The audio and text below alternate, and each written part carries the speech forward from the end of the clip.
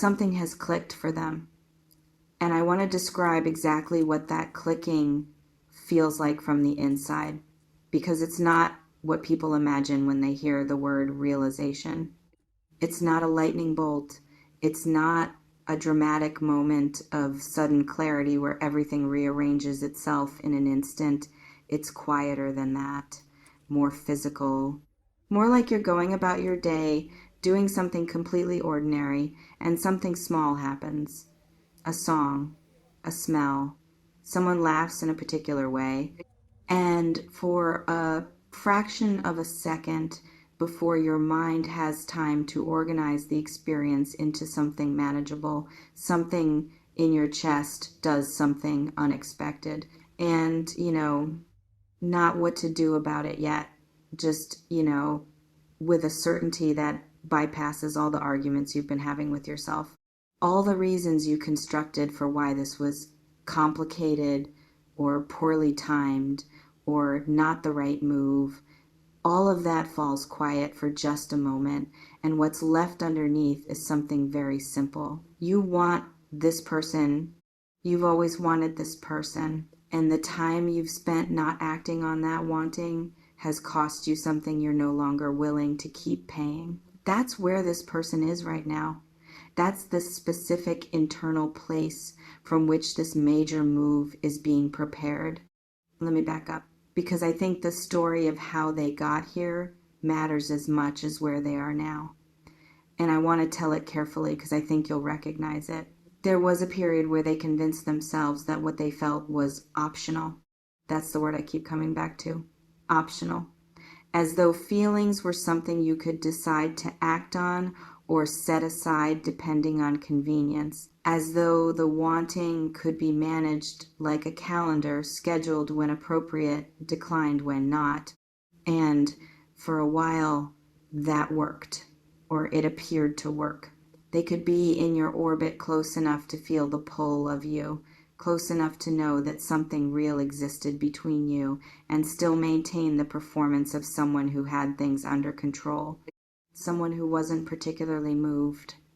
Someone for whom this was a situation among situations rather than the situation. The performance was exhausting. And I want to describe what maintaining that kind of performance actually costs, because it's invisible from the outside, and I think you deserve to understand what has been happening inside them, even when their surface communicated something else entirely. Every interaction with you required management, not in a calculating, cold way, in the specific, exhausting way of someone who has genuine feeling they're trying not to let show, where a simple conversation costs twice what it should because half the energy is going toward appearing less affected than you actually are, where being in your presence is simultaneously the best and most difficult thing because everything in them is moving towards you while they're working to stay still. That's what they've been doing, and they can't do it anymore. The more I sit with this, the more I keep finding a specific moment, a turning point, and I want to try to describe it because it feels important.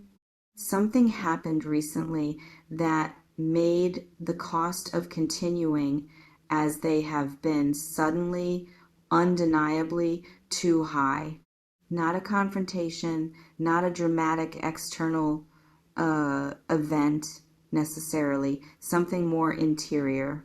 A moment of genuine reckoning that happened in private, probably in the late hours when there was nothing left to distract from what was actually present. They imagined their life without this, not abstractly, specifically, concretely. They let themselves actually sit with the picture of a future in which they continued to manage this feeling into smaller and smaller compartments until it eventually became something they just carried, a quiet, permanent, never acted on wanting that would follow them through all the other chapters of their life. And that picture, that specific, detailed, honest image of what choosing an action would actually look like over time, that's what changed something, because it wasn't bearable.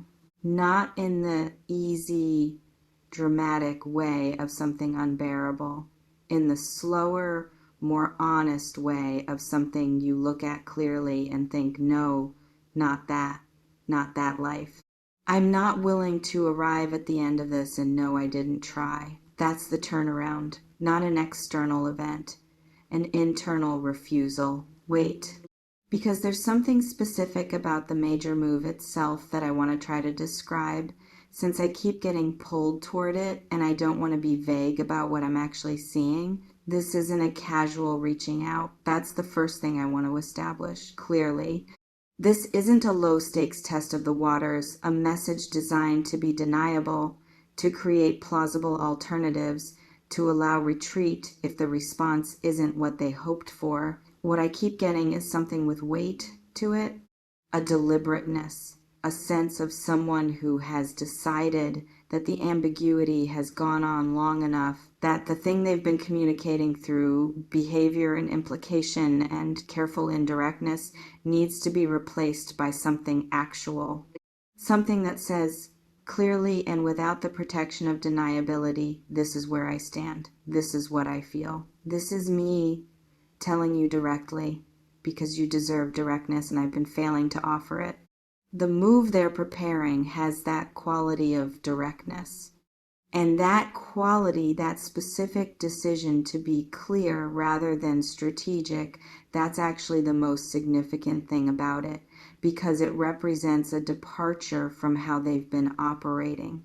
A willingness to be vulnerable in a way that hasn't been available to them before. Something cracked open in them, and what came through the crack was courage. There's an image I keep seeing, and I want to share it because it captures something true. Someone standing at the edge of something, not a cliff, nothing threatening, more like the edge of a pool, and they've been standing there for a long time. Long enough that standing at the edge has started to feel like its own kind of position, its own relationship to the water, almost comfortable in its familiarity, and then something shifts in them.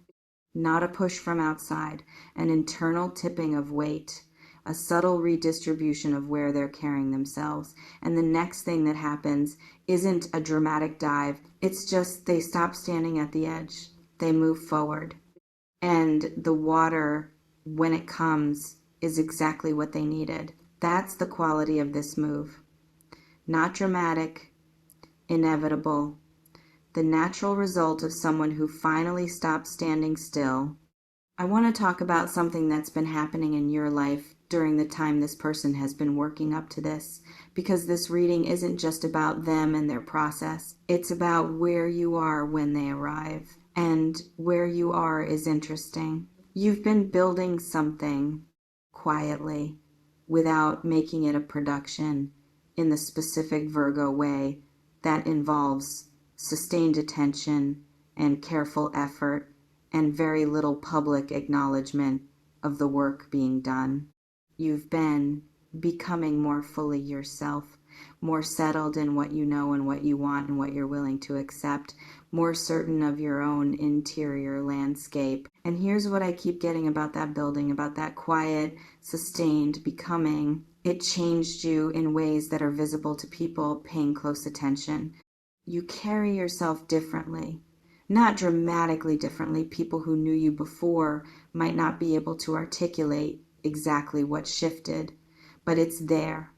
In the way you enter a room, in the way you hold a conversation, in the specific quality of presence you bring to interactions, more grounded than before, more at ease with yourself, less oriented toward managing how you're received, and more simply present. This person has noticed, and the noticing has done something to the urgency of what they're feeling, because you're not static, you're not waiting indefinitely. You're living fully, genuinely in a forward direction, and they've understood that the window for what they want is not permanently open. That understanding is part of what's driving the move. Hold on, because there's something I want to name about the timing of this that I wasn't expecting to find. It's not just that they've finally found the courage. There's an external component, something in their circumstances that has shifted, or is shifting, that has removed an obstacle or clarified a confusion or resolved a situation that was making the move feel impossible before. Something got out of the way. I don't want to be too specific because this varies for different people watching, but what I keep getting is the feeling of a previously blocked path becoming unobstructed, of something that was in the way practically, emotionally, circumstantially, having moved enough that what felt impossible now feels possible. And possible has become the most important word in their interior vocabulary right now. Because for a long time, the internal conversation wasn't about whether they wanted to. They always knew the answer to that. The internal conversation was about whether it was possible, whether the conditions could exist for this to work, whether whatever stood between the wanting and the action could be navigated. The conditions are shifting. The navigation has happened or is happening. Possible has arrived. I want to describe what this person looks like right now in their daily life because I think it matters. Because I think understanding the human reality of where they are makes what's coming more real rather than more abstract. They're distracted, not in an anxious, scattered way, in the specific way of someone whose attention keeps getting pulled back to one thing regardless of what else is in front of them. They'll be in a conversation with someone and nod at the right moments and respond appropriately and then realize they absorbed almost none of it because somewhere underneath the social functioning, their mind was somewhere else entirely. With you, they're making plans they don't finalize yet because the plans feel contingent, like the real shape of the near future depends on something that hasn't happened yet. Like they're waiting, consciously or not, for this particular thing to resolve before the rest of it can settle into place. And there's something in their energy, something I keep coming back to that has a quality of readiness, like someone who has packed for a trip they haven't taken yet, who is prepared, who has done the interior work of getting ready, who is just waiting for the right moment or working up to creating the right moment. The moment is very close now. The more I sit with this, the more I keep finding something about what this major move is going to ask from you. And I want to be honest about this because I think it's important. It's going to ask you to be receivable. And I know that sounds simple, but it isn't. Because you've been in a mode, a very functional, very productive, very Virgo mode of not particularly needingness, of having built enough of your own internal architecture that external validation, external arrival, external completion isn't something you're consciously waiting for. And that's real. That's not performance. That's genuine growth. But there's a version of that self-sufficiency that can become, without meaning to, a kind of armor, a way of being so complete in yourself that there's no obvious place for someone else to land, where the groundedness that makes you impressive from the outside creates a surface that's harder to penetrate than you realize. And this person, when they make their move, when they finally bring the directness and the courage and the weight of everything they've been carrying, they're going to need to find a way in. Don't make it harder than it needs to be.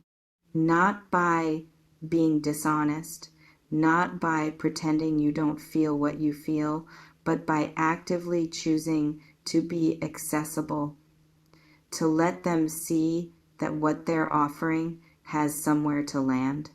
That the door, while not wide open and waiting, is not sealed either. Leave it unlocked. Just that, just unlocked. There's a conversation coming, and I want to try to describe its quality because I think how you hold it matters. It's going to have a different texture than conversations between you have had before.